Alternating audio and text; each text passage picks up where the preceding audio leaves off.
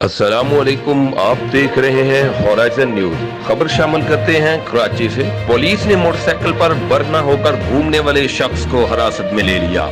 تفصیلات کے مطابق کراچی میں ایک عجیب و غریب واقعہ پیش آیا جب لوگوں نے ایک شخص کو برہنہ حالت میں موٹر سائیکل پر گھومتے ہوئے دیکھا۔ مذکورہ شخص بغیر کسی شرمندگی کے موٹر سائیکل چلا رہا تھا، جس پر شہری شدید شش و پنج میں مبتلا ہو گئے تھے۔ تاہم اب کراچی میں موٹر سائیکل پر برہنہ گھومنے والے نوجوان کے حوالے سے معلوم ہوا ہے کہ اس کا ذہنی توازن درست نہیں۔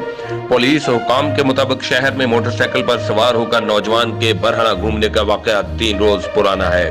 پولیس حکام کا کہنا ہے کہ مذکورہ برہنہ گھومنے والے نوجوان سلمان کو جوہر آباد پولیس نے حراست میں لے لیا تھا۔